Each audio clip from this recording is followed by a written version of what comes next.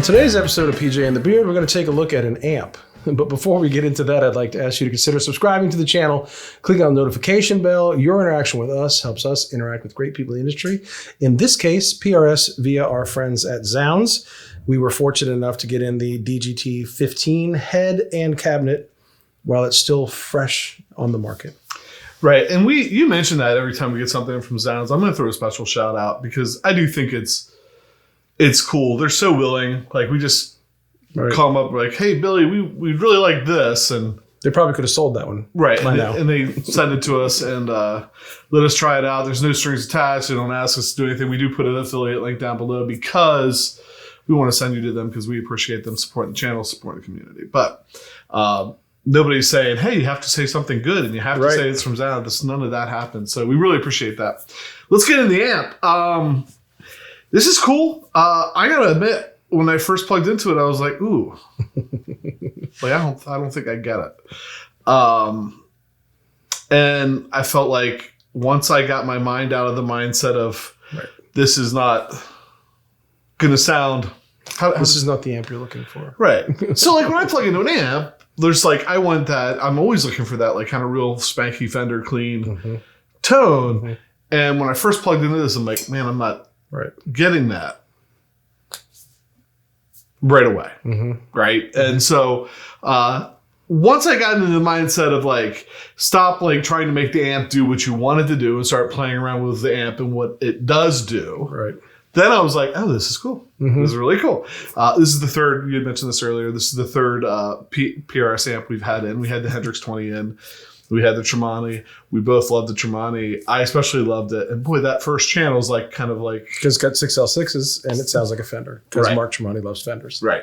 So that was really easy for me. So we're jumping into this today. I think we're going to get right into it. We'll talk about some of the specs and stuff as we go. But let's just start with, like, I wonder what it would sound... Well... Yeah.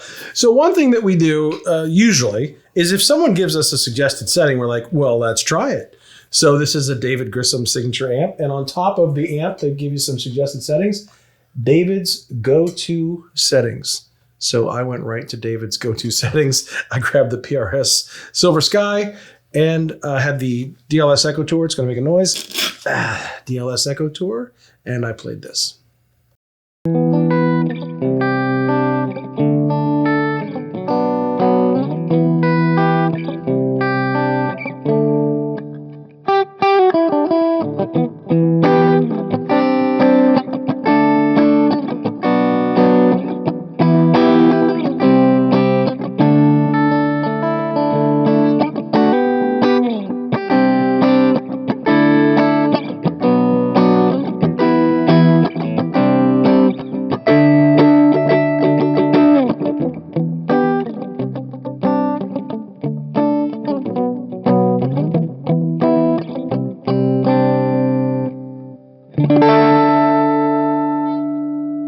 First time we used this amp on a video was last week when we recorded the NF3 video on the new PRS, which you will see later in this video.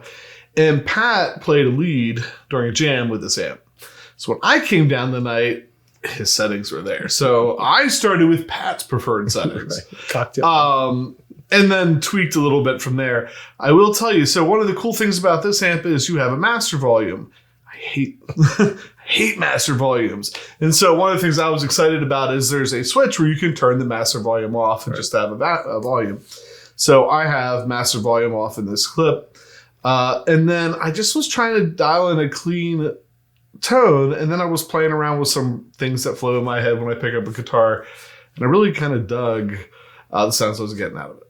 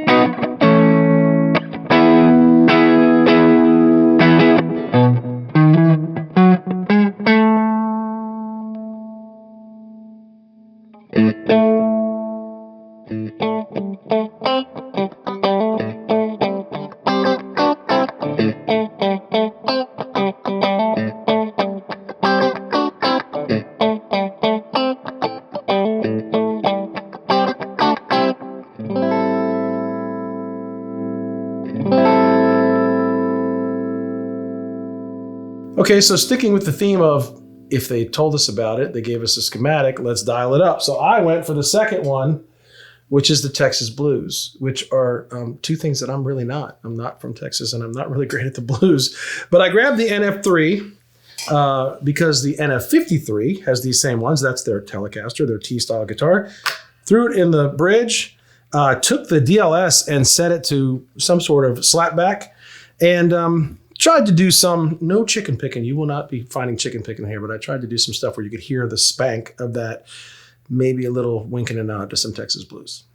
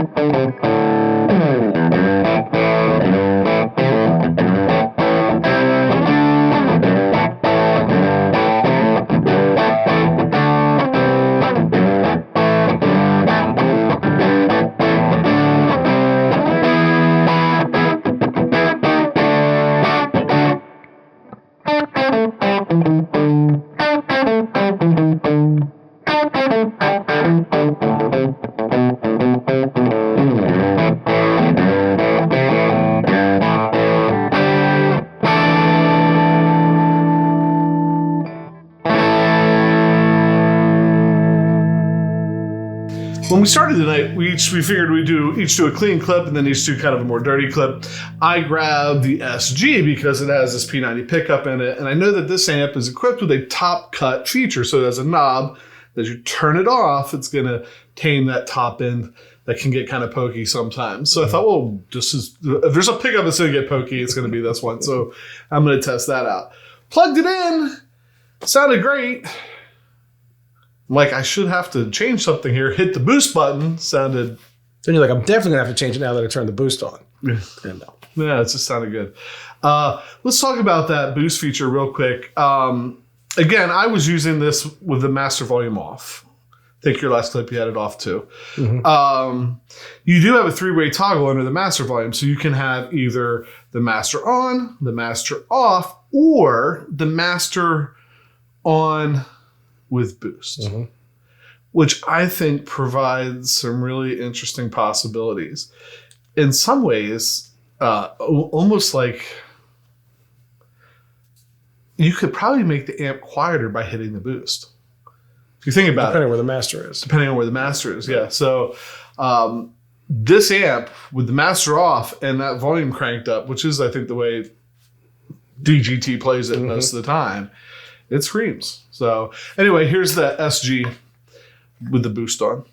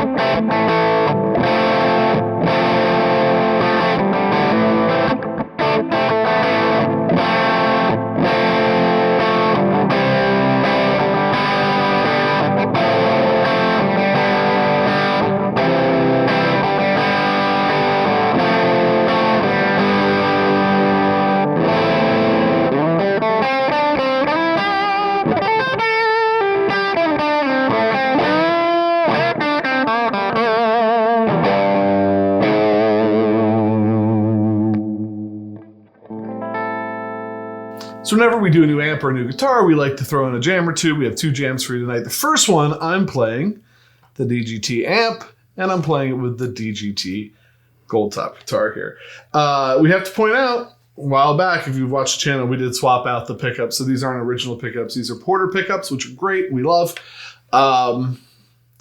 It's just...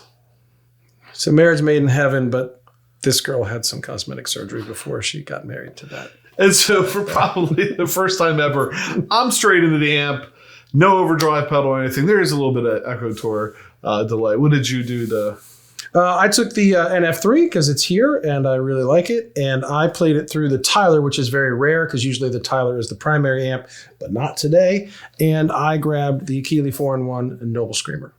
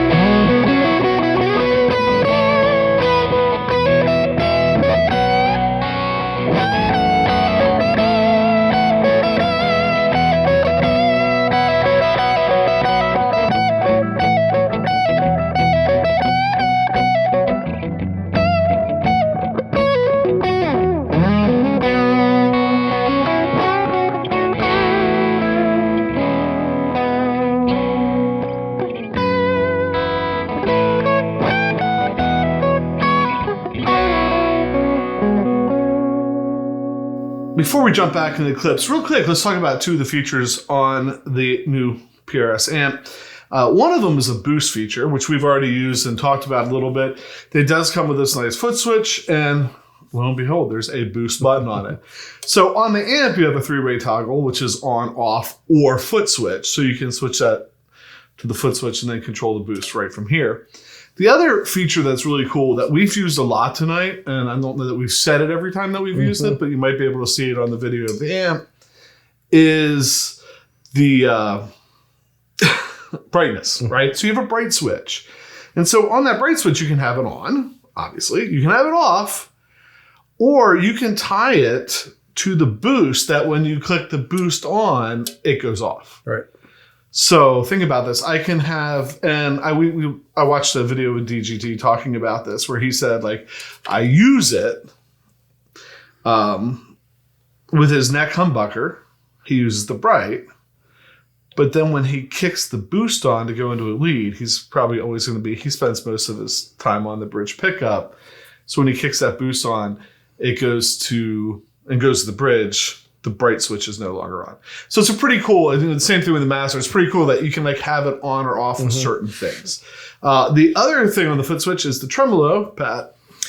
And being I was the origin of the tremolo series for the channel, I thought, well, I should probably use the tremolo in the amp. So I grabbed the DGT, which was probably nearby when we were done shooting another clip. And I played it. I had the depth up pretty high, so it had a pretty good throb on it, and did this.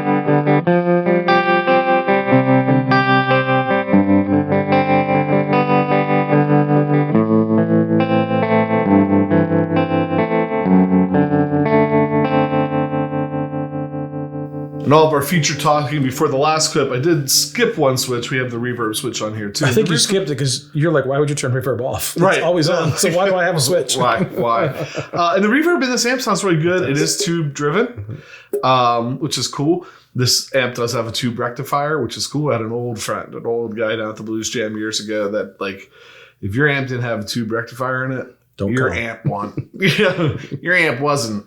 You need to have 2 rectifiers. So I think that's cool when I see that in there. For my next clip, I grabbed the Ultraviolet from Strymon. This is new to our Univibe series. Not out yet, but will be soon. Use that with the GGT guitar and cranked the vibe up a little bit and went straight into the amp other than the vibe.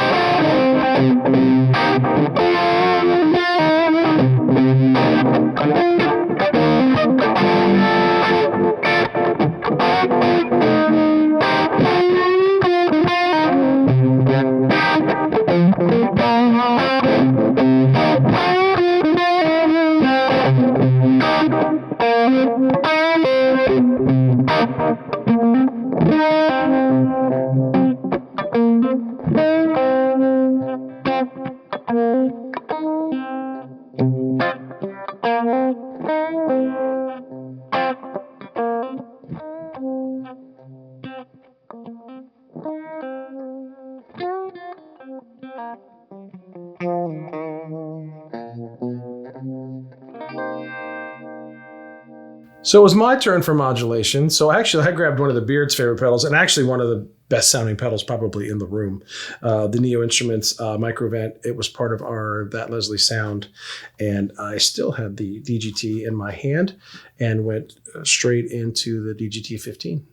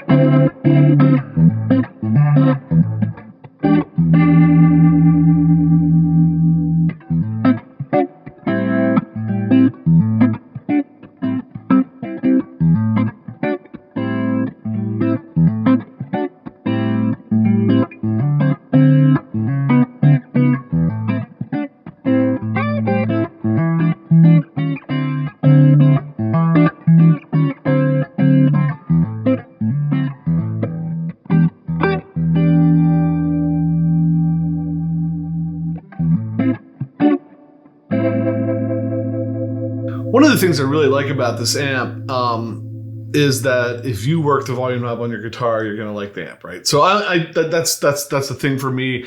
I like to have an amp that's driven and then be able to roll the volume knob back and have it cleaned up. That's the way DGT works it a lot, and I like that. But sometimes when you're all the way at the top, you want to go a little bit further, right? And so I plugged in the Barber Electronics direct drive, go figure, to see what going a little bit further was like.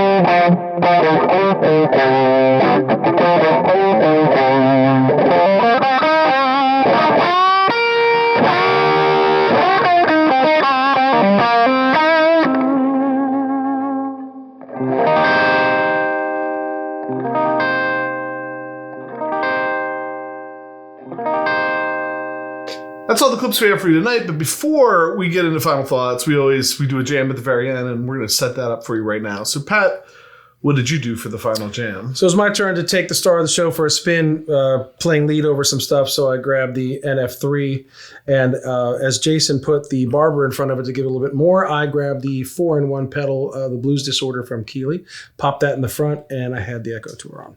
Right.